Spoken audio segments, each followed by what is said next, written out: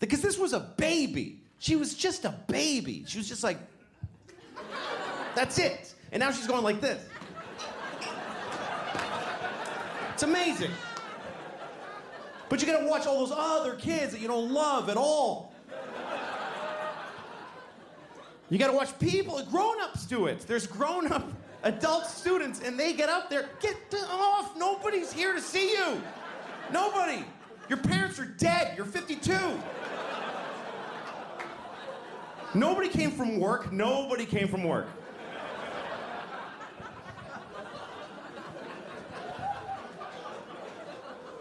I take her every Thursday to tap dancing.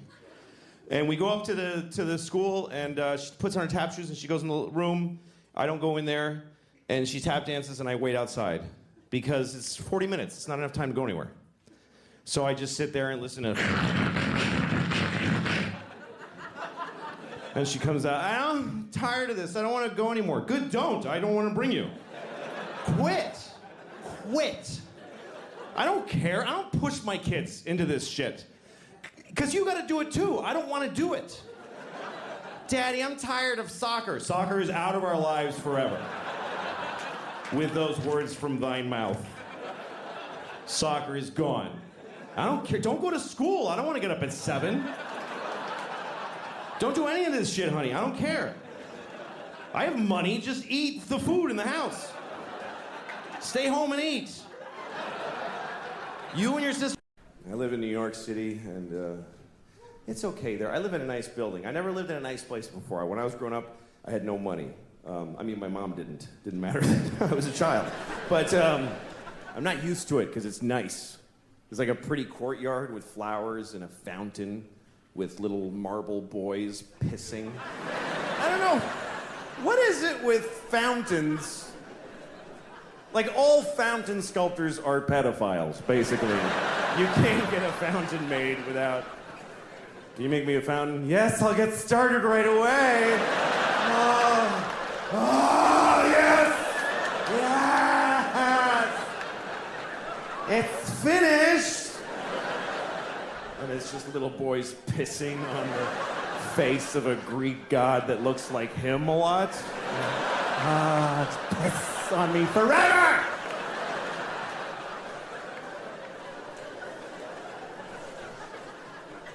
Anyway, there's one of those in the courtyard of my building.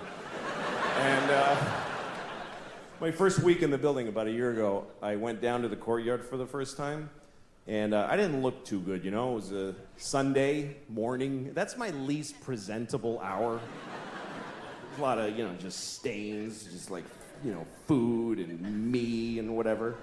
And so I'm sitting there. So, shut up. Oh. Anyway, but so there I was. I'm sitting on the stone bench of this courtyard and feeling a little out of place. You know, there's these fancy doormen and stuff. And then there's this guy looking at me. I notice he's looking at me from across the courtyard. And he's all spiffy looking. He's got brown shoes and he's looking at me like, I could tell he was thinking I don't live in the building. He thinks I just wandered in off the street and sat in the courtyard. And I could tell he's thinking of coming over and dealing with me on his own. And I'm sitting there thinking like, oh, please do that. Yes, please, come on. And I'm trying to look even more gross. And I'm like pulling up my shirt. And then I see him go, oh, no, that's not gonna do at all. And he comes over to me. And I'm like, I'm so excited to have this thing. The confrontation where I'm not wrong at all. And he thinks I am. So he comes over, says, excuse me, do you live in this building? And I said, no. Because why not start there? I said, no. He goes, well, then what are you doing here? And I said, I just need to rest. I'm having a hard time.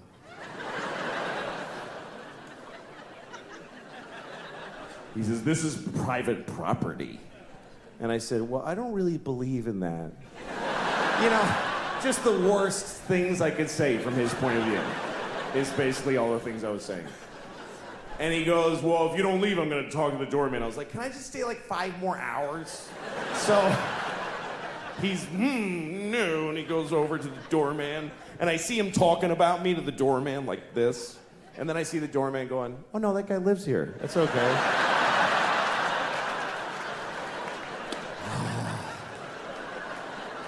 And the look on his face, it was just so, it was this beautiful cocktail of anger and confusion. It's like I had invented a new way to hurt somebody's feelings. That's how excited I was.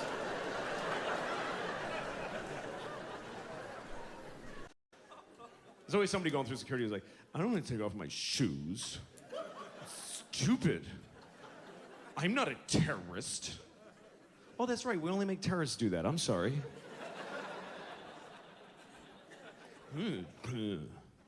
That's what we sound like now. Just the whole country. We're like fat 8th graders, all of us. Just no fear. You ever listen to people? When I was in England, I went into this cafe full of Afghani people, and they just had crackly energy to their language. I don't know what they were saying, but it was like, there's energy. We don't have that anymore.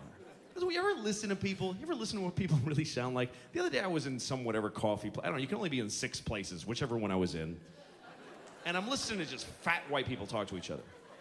And you know everything that happens now. That's no good for single. You gotta be optimistic to be single. Stupid. You have to be stupid. That's what optimistic means, you know. It means stupid. An optimist, somebody goes, hey, maybe something nice will happen. Why the fuck would anything nice ever happen? What are you, stupid? But that's the attitude you have to be single. You have to look at somebody and go, ooh, maybe. I don't look at it that way. Even when I see somebody I'm attracted to. I was at a gym the other day. Why? I'm at a gym. I'm just wearing shorts. That's all I'm doing there. Just standing there.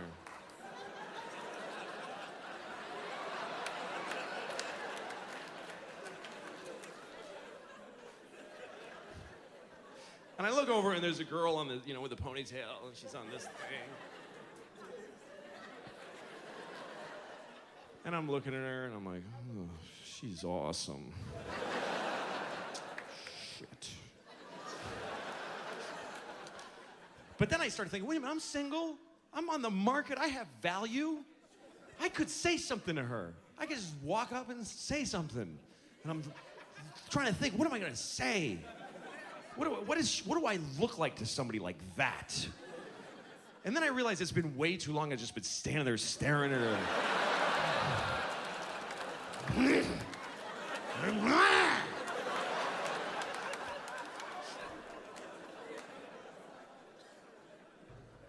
I have no identity in the single world. Because for me, the kind of guy I am, getting older makes my life better.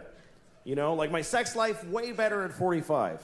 Because of the kind of, look, because this situation is okay at 45. This is not a fun kind of a 17-year-old to be.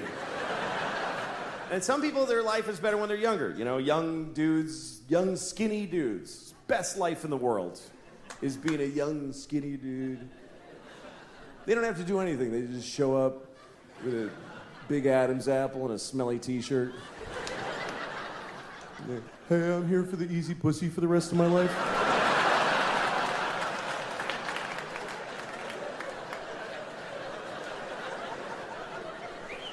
So where do I, oh, everywhere? Okay, cool.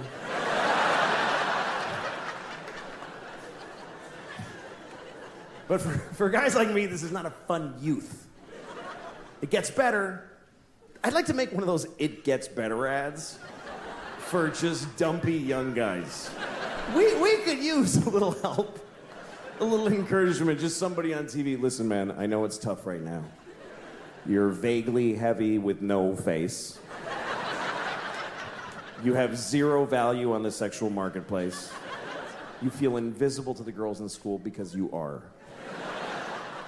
But it gets better because you all grow up. and you pretty much look just like this your whole life. And they don't. Their options start running out really fast, and you're gonna be there. As long as you stay relatively employed and washed, you're gonna be amazing.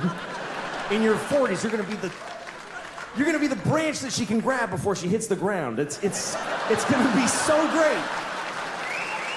It just takes time for her circumstances to match your looks, but it's gonna happen. It's gonna happen. When real shit matters, you're gonna be the sexiest motherfucker in the world. It's just time, that's all it takes. There's a formula to this. It's pussy plus time over income squared.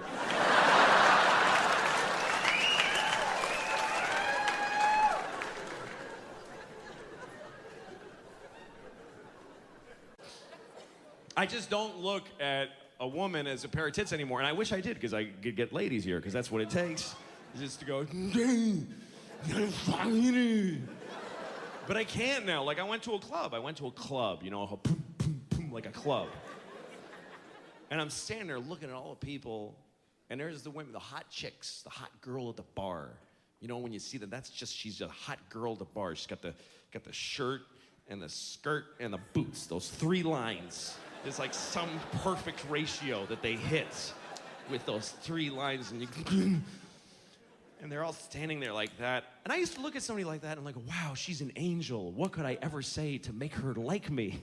Now I look at her and I'm like, what is that? Is that even a person? What the fuck kind of person is that? Is that an identity even? Who would want to be that? I have 2 daughters. I pray they don't grow up to be the hot girl at the bar. What kind of... Hey, what do you do? People want to fuck me. Really? That's it? Yeah. I go to this club and they want to fuck me over here. Not you.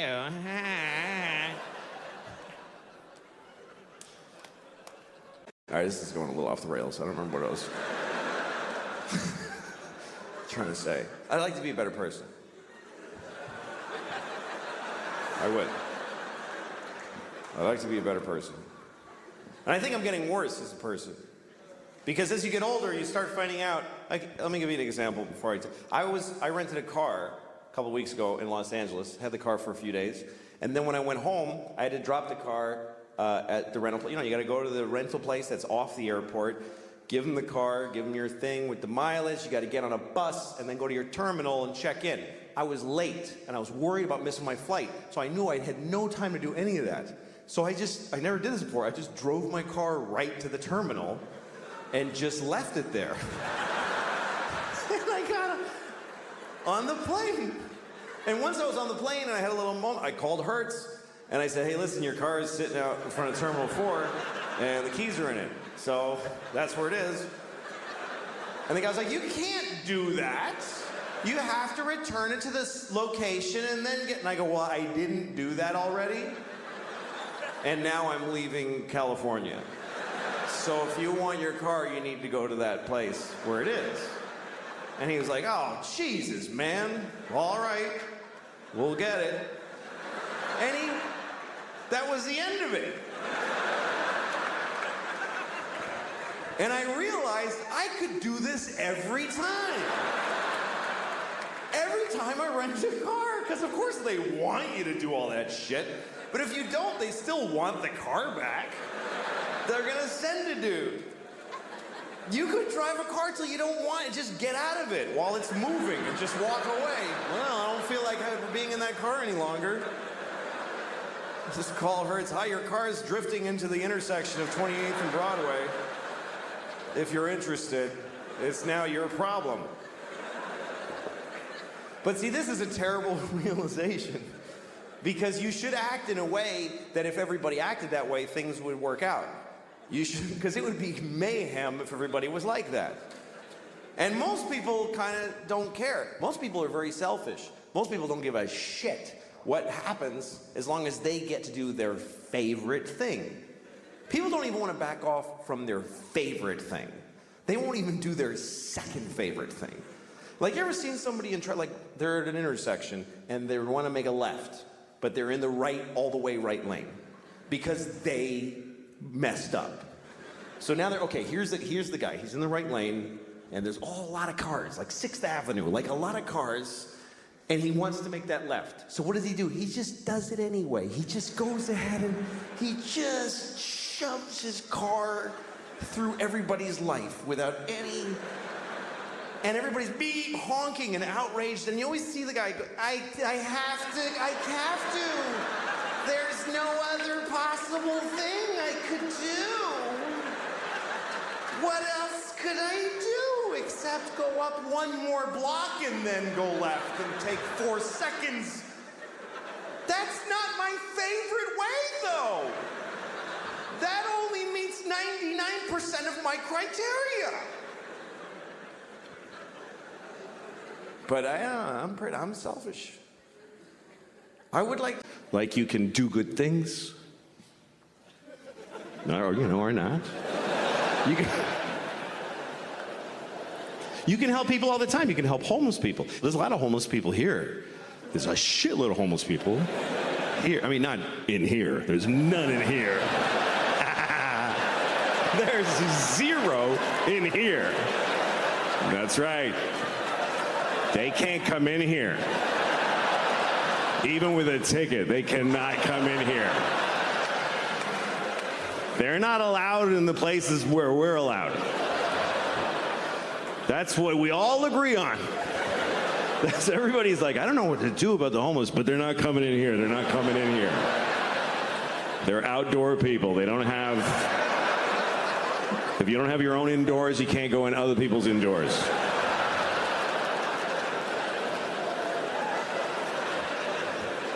They can't go where we go. There's places where you'll never see a homeless person. Like the airport. There's no homeless people at the airport. You go to the bus station, they're on the bus beside you. But at the airport, they can't even get to it. They can't even get to it. You never seen a homeless person at the airport? You never been at your gate and some guy's like, hey man, I'm trying to get to Tokyo. Can you help me out?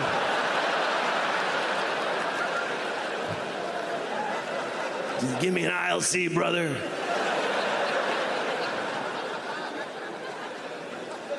And they're all over the country, everywhere now.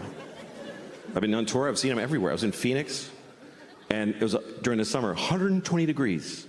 And homeless people are just standing at the intersection with a sign, and they're just cooking. You can't even tell what race he was before it burnt off. And he's holding a sign that says, help, I'm on fire. But you're like, you're in a white BMW, like, I can't, sorry. There's glass here. I can't help because of the glass.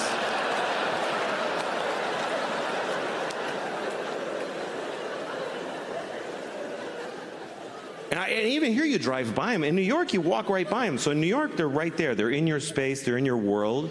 And you got to make a choice. Every couple of blocks, you got to make a choice. You going to help or not? You got to keep shooting. Now, you got to put a limit on it somewhere because you're not going to help all of them. And you're not going to help any of them, really, with a few bucks. But there's always that, like, there's a homeless guy who lives, he doesn't live anywhere. But, I mean, he's, by definition, he's at large. But he's often seen. He's always on the corner by my house. Same guy, every day. And I walk past him every day on the way to the store. I go to the same store every day. I go to Claire's. I don't know if you know Claire's. It's a jewelry store for children. I go there every day. I buy a handful of scrunchies and I run home. Everything else I buy online. Anyway, when I walk by this homeless guy in the morning, he always goes, hey, man, can you help me out? And I go, sure, I give him $5. Then I go to the store. 5 minutes later, I walk by, and he says, hey, man, he doesn't remember, which is fine, but I don't want to give him another $5, you know? Because I only have a few million. I don't know why. I don't know why. I clearly should. I don't know what makes me go, You had your $5, young man. What am I going to spoil him?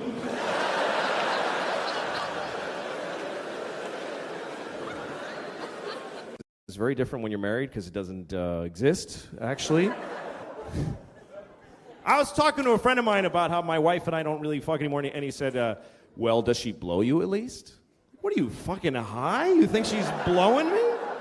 Who wants to blow their husband? Who the fuck would want to? What a bummer to blow your husband. You don't want to blow your husband. You want to blow your date. That's who you want to blow. You want to blow a guy you've been dating and you don't quite know him yet. He comes over and he picks you up. Ooh, that's a new shirt. I never saw that shirt on him. It's very handsome. You go to dinner. He's like, here, try this. Oh, new things. I like new things. Tells you something funny, makes you laugh. Oh, he shouldn't say that, but it's shouldn't so. Tells you a sad story. Oh my God. You go back to his place, you suck his cock, and you go home. That's the proper context for a blowjob. Nobody wants to blow a guy and then go to IKEA with him all day. That's not fun. Do his shitty laundry, and then he comes out of the bathroom. All right, you suck my dick, okay? Will you suck my dick right now? Yes, I'm fucking dying to suck your smelly old fucking disgusting dick for the 1,000th time. I can't fucking wait.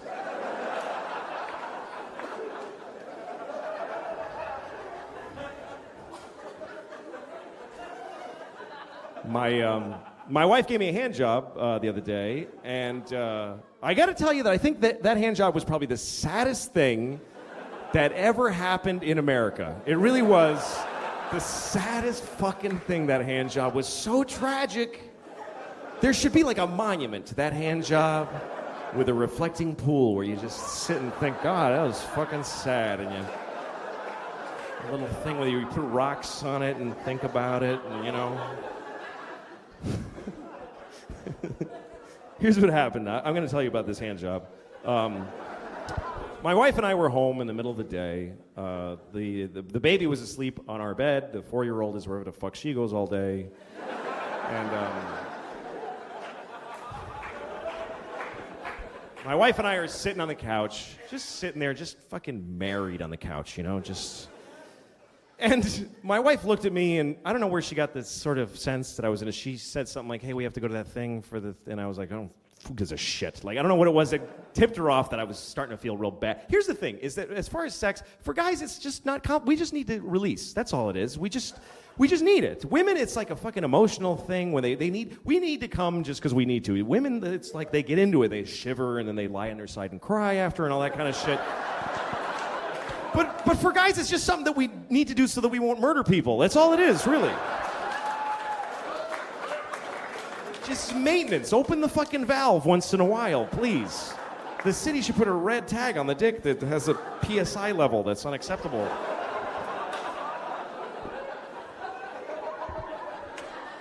And my wife always waits till it's fucking till it's critical. She lets it go so long until finally we're sitting on the couch and she looks at me and we're like, okay, we're gonna all be in the paper tomorrow if I don't fucking do something. So she doesn't want to fuck me, she doesn't want to blow me, so she looks at me and she goes, well, would you like a hand job?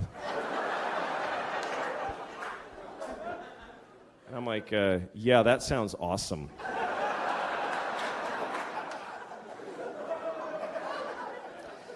So we go upstairs to my daughter's room because it's the only empty room in the house. Hey, you know what? Fuck you. I paid her rent. I'll shit on her bed if I want to. Seriously. Let me have a fucking hand job in my house. It's all I get. It's not me. She won't jerk me off in the living room because there's too much nice shit I'm not allowed to come on. That's the whole thing. I don't even get to enjoy my orgasm because the second I'm coming, she's pointing my dick away from stuff. Ew, oh, careful. She points it into my belly button, like, make it go back in there. Can it go back in?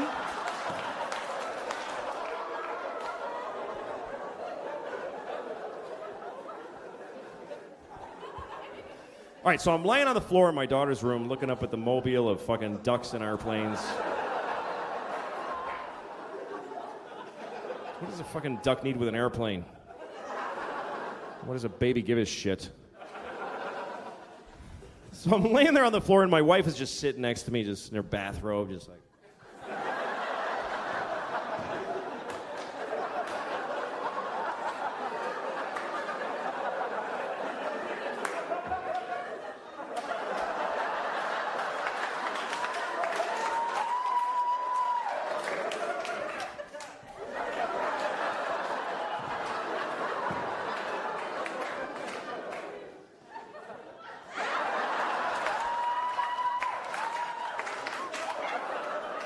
And weirdly, I'm not getting off on this. The fucking woman grimacing and tugging on my penis dryly while basically reading People magazine at the same time. It's not that I'm not getting off on it for some. It's taken me a while to come, and she starts getting impatient. She's like, "Come on, come on!" Like yelling, "Come on!" into my dick. Seriously. At one point, I wanted her to lick her palm. I got this idea. Maybe if she licks her palm, there will be some semblance of something going on. And so I had to. You got to approach asking for those things carefully. You can't just go, "Hey, lick your palm," like that, because that'll ruin whatever mood there already isn't. So I go like, "Hey, lick your palm, lick your palm, lick your palm." She's like, "What?" "Lick your palm, lick your palm, lick your palm." She goes, "What the fuck are you saying to me?" You know what she thought I said? She thought I said, "You look like your mom."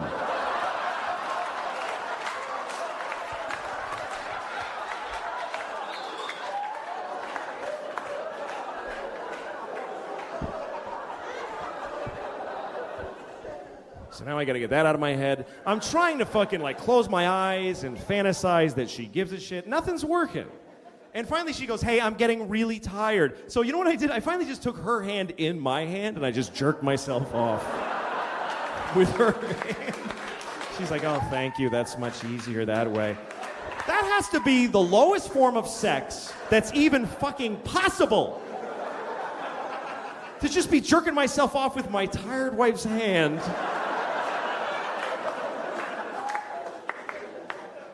She might as well be dead at that point. Seriously, she might as well be a fucking corpse. I came home and found her dead, and fuck it, I'm getting one more before I call the police. Just one more. Who's a hurting? I'm not hurting nobody. I'll call 911. She's not getting any deader.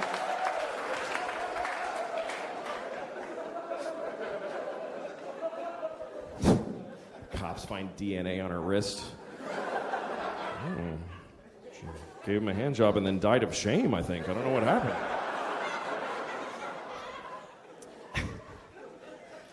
I don't know. It's really the kids that do you in, as a matter. We have two kids. This is a story that takes place. I'm going to tell you the story. It's kind of a messy story. It takes place over a lot of years because it started with my friend Mike, who told me this story. This happened to him back in the 90s. He was going home for Christmas, and he lives in Connecticut. He grew up in Connecticut in some shitty shit town in shitty Connecticut. And he didn't like going home. He's one of those people, he came from a place, doesn't like it anymore. And he goes back, he doesn't know how to handle his family, you know? And he came from a family of white racists that he doesn't like going home. But it's still home. So he went home for Christmas one year, and everybody's hanging out during the day, talking, having lunch. And his father and his brother both work at this factory, and his brother's grousing about his day at work. And he goes, "Yeah, and then this fucking nigger fell asleep with the forklift." And then my friend Mike heard that and he went, "Oh God, why am I part of this people? I hate this." And he felt bad. And then that night he's in the kitchen and he's having a warm milk or whatever. And I don't know why that's funny, but what that says about him. Yeah, because he's a pussy. No. He's just sort of having some time to himself, and his cousin comes downstairs. We're staying, and his cousin, he likes his cousin. That's the one person he always felt connected with. And his cousin's like, "What's wrong, man?" And he says, "Well, geez, I come home and I hope that everything would be, normal. But then my brother says, he's about the factory and this nigger fell asleep with the forklift." And his cousin goes, "Oh my God, the nigger fell asleep with the forklift?"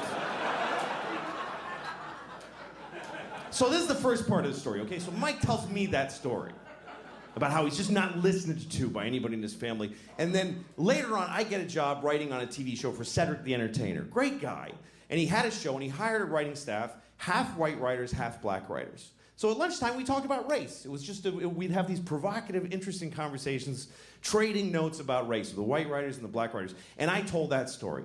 I told the whole thing about the guy, nigger in the forklift, and then the cousin saying, nigger in the forklift. And then one of the writers, a black writer, he goes, "There's nothing worse than a nigger falling asleep at the forklift." Making it harder for the rest of us. Still, nobody's quite hearing what my friend was going through. And then, About a year later, I'm hanging out with my friend Dino. Dino's Greek. He has no dog in the race. He doesn't care either way. He's Greek. Greeks aren't white or black. You just got a big nose and he just stands there.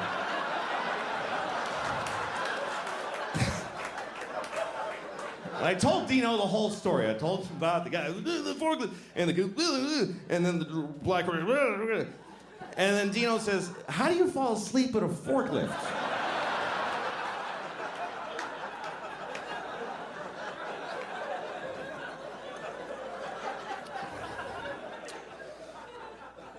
Guy. I like the idea of being a good guy. Sometimes I have an opportunity to be a good guy, but then I don't necessarily do it. I was on a plane once, and I was flying first class because I had a thing. I fly first class. Who cares? Just, that's the way it is. I'm not like you. I'm not. All the things you do, I do a better version of all those things. And it's only for another year at the most, believe me. It's not gonna last.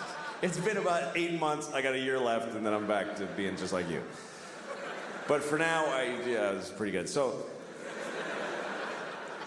I'm in a first class seat, and first class is so crazily better. It's so much better. You get a bigger seat, they fly on a shitty airline.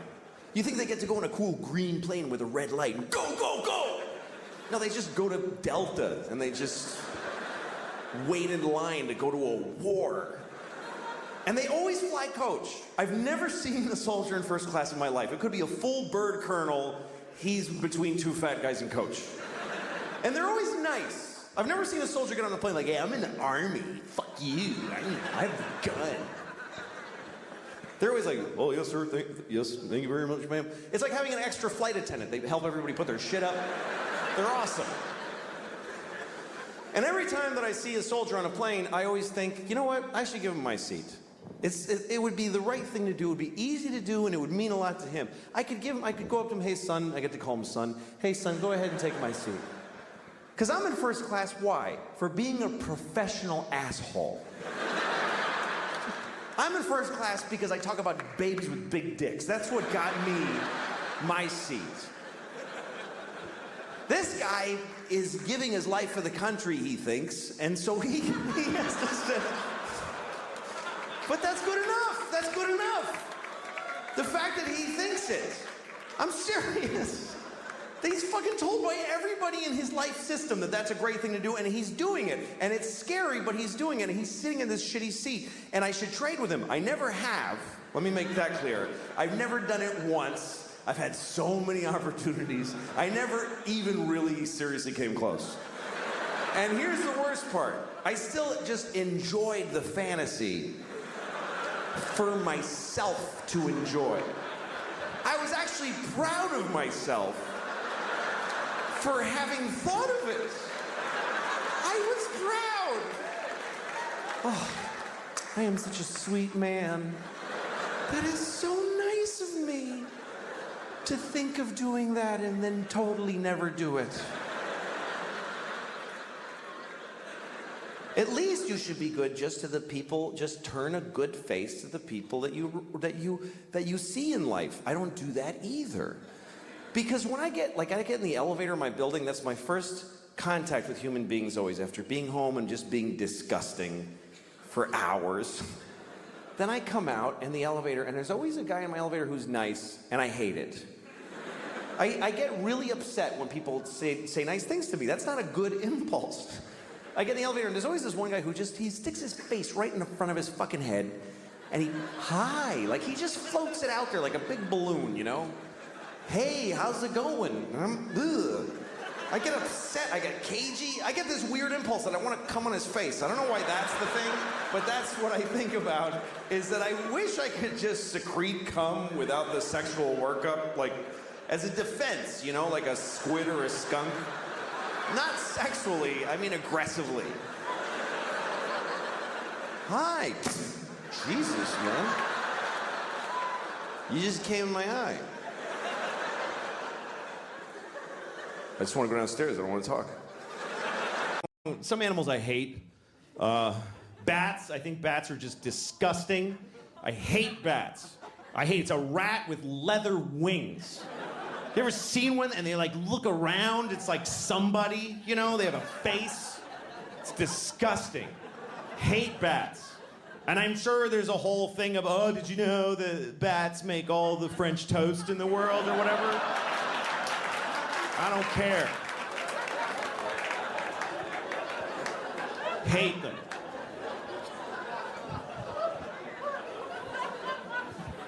I had a bad bat experience. This summer, we rented a house this summer. I got a house for me and the kids. My ex-wife and I, we share custody of the kids. And so the summer, 1 month they go with her, 1 month with me. So I got a nice house in the country. And it was beautiful. The kids loved it. But the kids go to sleep at, 8 o'clock at night. So I'm just laying awake, terrified. Terrified.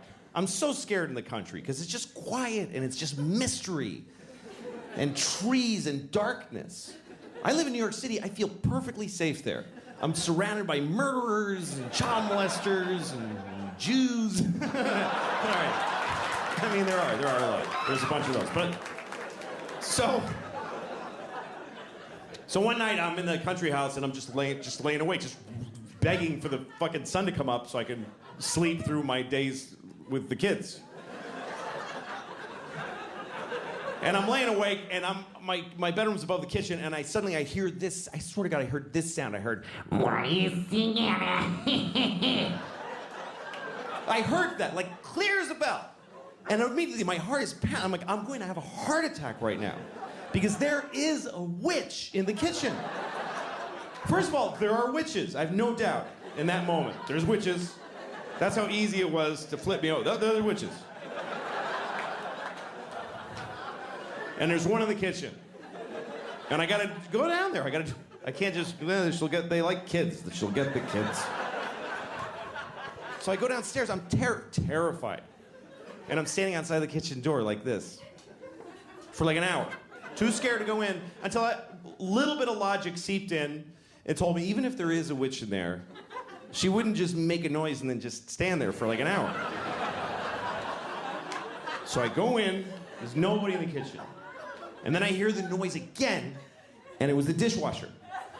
The dishwasher has weird tubes, and when the soap goes through them, it's kind of vocal. I don't know why, but it goes. It was the weirdest thing to watch my dishwasher do it. I was like, all right, it's cool, I'm fine, there's no witches.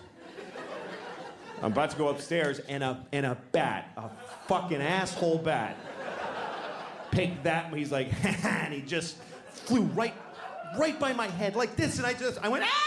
And I just fell on the floor. Ah! And I crawl into the closet, I close the door, and I call 911 right away. I don't know if you ever called 911 and you don't realize till they answer how you shouldn't be calling 911. 911, tell us your emergency. Hi, I'm sorry. I'm very sorry to be bothering you. This doesn't qualify. The lady's like, sir, what's the problem? I said, there's a bat in my house. And I don't like it. And she was nice to me, because it's country 911. If you call 911 in New York City, there's a bat in my house, they'll be like, sir, we'll send a car right over to shoot you in the face. But she was nice. She's like, sir, we understand. You're divorced, you're overcompensating with a country house. You're in over your head. She said, call this guy. She gave me a number. She said, call this guy. He's a guy who takes care of bats. He's a man whose bats are his focus. Felt like she was doing a lot of work to not say Batman. Like she was kind of going around. He's a male human who bats are his... I'm not gonna say Batman, I don't wanna say it. So I call the Batman. And he comes over and I'm in the closet looking through the crack and the bat is on the ceiling hanging upside down and he's just looking around. It's the most disgusting thing. And so finally there's a knock at my door and I crawl to the door and I open it and he's like, hello. And he says, where's the bat? And I'm like, So the guy walks over and he just takes the bat. That's it. He just took it. He's like, all right. Like, yeah, you pretty much nailed it. That's amazing. It's like I called somebody and said, help, there's a box of tissues on my table.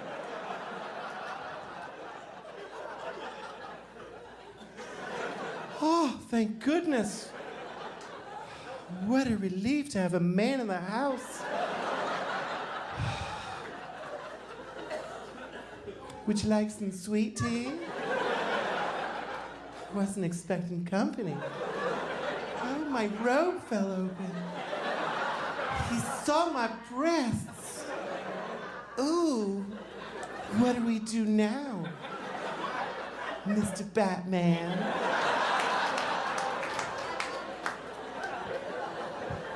You know, I'm kind of grateful to that bat now. Now that you're going to fuck me.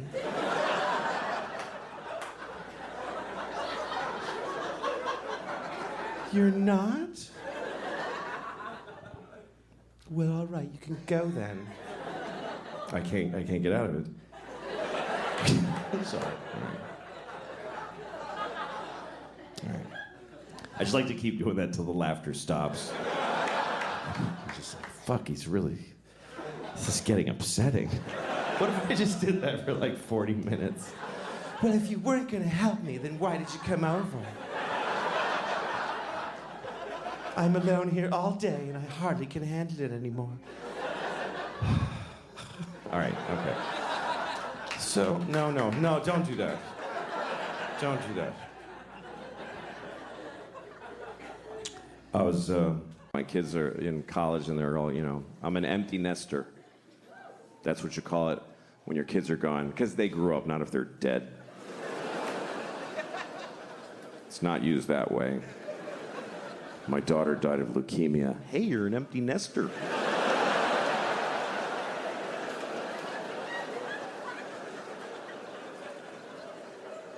I miss it. I miss having little kids. I think about it all the time. I think about it maybe adopting, I could adopt a baby from a third world country. That's a good thing to do, because you can just leave them outside. You don't have to...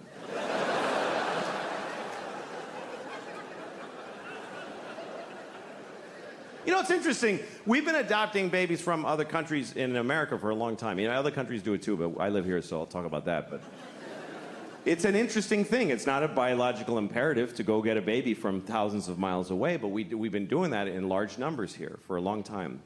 And not always for the same reasons. There's been different reasons why we've done it. In the early, like in the 70s when I grew up, sometimes you meet a couple who had an African baby that they brought because they're those kind of, these kinds of people, the kind of couples that hold hands when they announce things. Those kind of people? They gather their friends and they're like, we've decided. Those... They have a farm table with a clay pot of honey on it. And their apple juice is cloudy. You know what I'm talking about? Those are the kind of people that make a trip to Zimbabwe and get a baby and name him Kevin and send him to Boston College, whatever. That was like the 70s and 80s. Then in the 90s, it became very popular with gay couples started to adopt babies from China because they want to have a baby, but they can't. They both have dicks. I don't know if you know that. Did you know that? Gay couples have two dicks, so they can't make a baby. You can try. You can just really fucking. You could try to come into one dick with the other, like if you line up the dick holes, and you could come and the sperm goes up this dick and down that one, and then the sperm gets to the balls and they're like, wait, what the fuck? Did we turn around? Because we're in the balls again.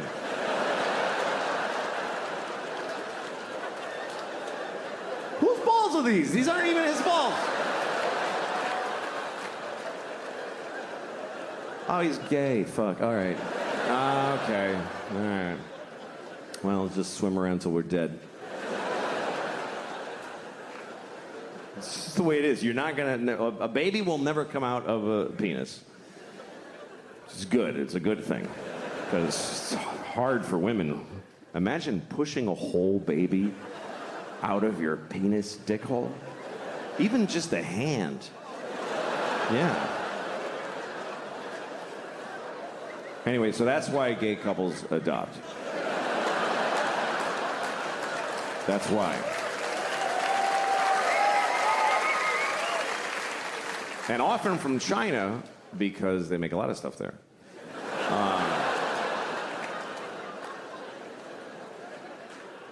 So that was that. That was the gay couples were adopting Chinese babies because they couldn't have babies, and then a lot of other couples started doing it more around the turn of the century. I used to live in Hollywood, which is a pretty awful place, and everybody there gets Chinese babies. It's very popular. They go and it's not because they can't have babies, and it's not because they're trying to help somebody from far away. It's because they're just busy. They're busy. They want to have a baby, but they don't want to have a baby. You know what I mean? That thing where you can't have your baby and eat it too, or whatever. I don't know how that works. They don't want to get pregnant, is the point. So they go to China. They don't even go to China. They go to the airport, and somebody from China meets them, gives them a baby. It's true. They just take it home, and then they get a Jamaican nanny to watch their Chinese baby. And they go to cocktail parties. We have a Chinese baby. It's amazing. And meanwhile, the Chinese baby and the Jamaican nanny are just alone looking at each other like, what are we doing? What is it? What is this? Why can't either of us see our families? Why? What the fuck is the point of this? So yeah, I got a dog, my kids, and I just sit around and watch YouTube a lot. That's my favorite pastime. It's amazing the stories that people think are interesting.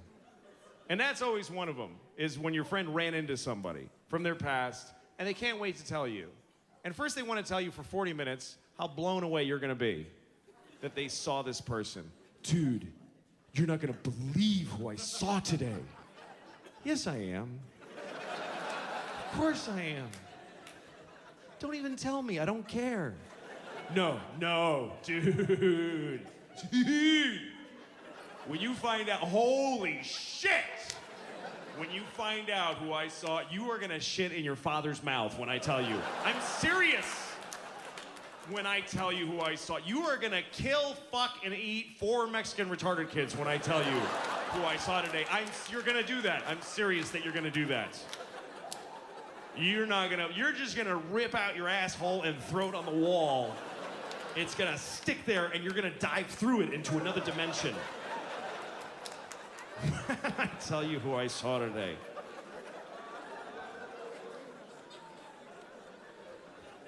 I don't necessarily agree with you, but I appreciate it very much.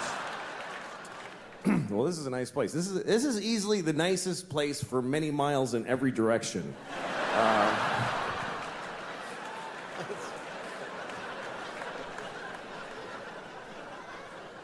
That's how you compliment a building and shit on a town with one sentence. It is odd around here as I was driving here. There doesn't seem to be any difference between the sidewalk and the street for pedestrians here. People just kind of walk in the middle of the road.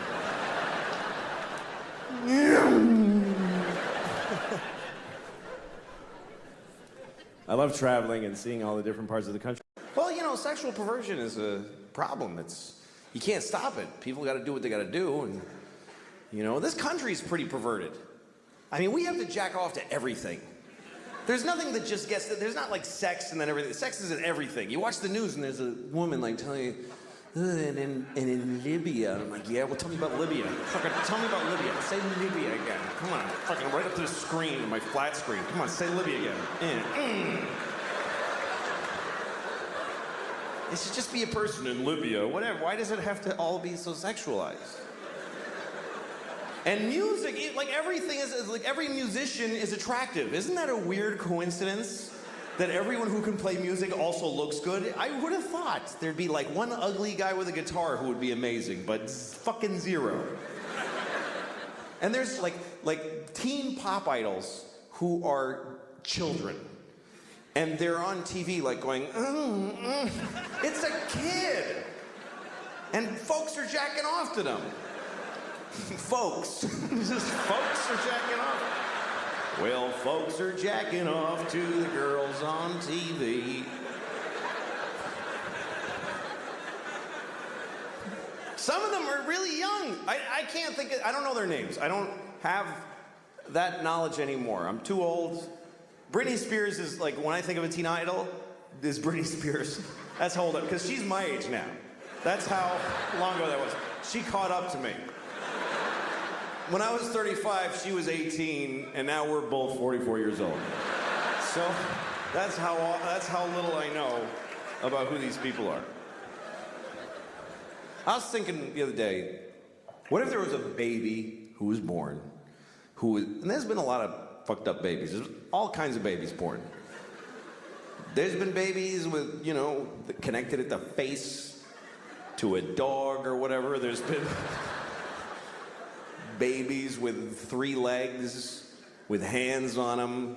There's been Chinese babies. That's the worst thing I ever said. I think I just finally said the worst thing I have ever said. That was totally unredeeming and horrible. And it feels good. It feels good to have found the bottom. It's a comfort in knowing that I just said the worst thing I'll ever say in the rest of my life. It's good. All right.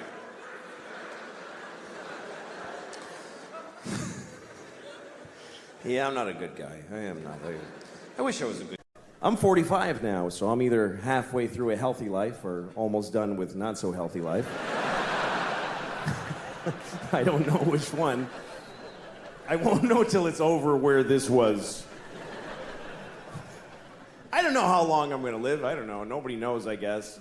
I think human life expectancy is pretty good. We get a good run, Some people die early, If I die now, people will be like, oh, that's too bad. If I die 5 years from now, they'll be like, oh, all right.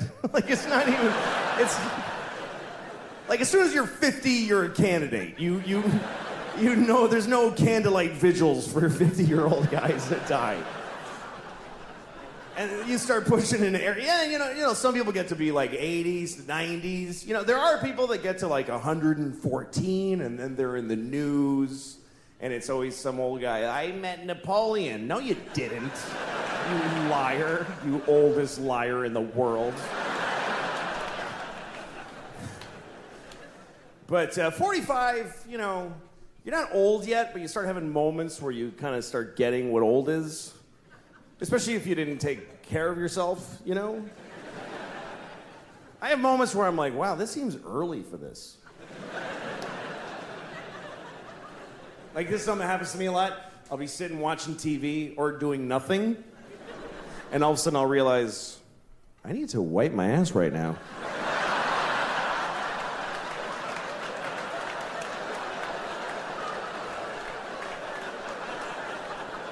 I mean, nothing happened, but I really gotta wipe my ass right now. Right now.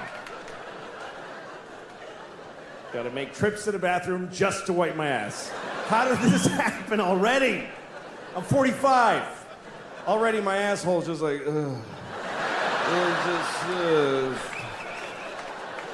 My asshole's like the waistband on old pajama bottoms. Just kind of loose and ineffectual.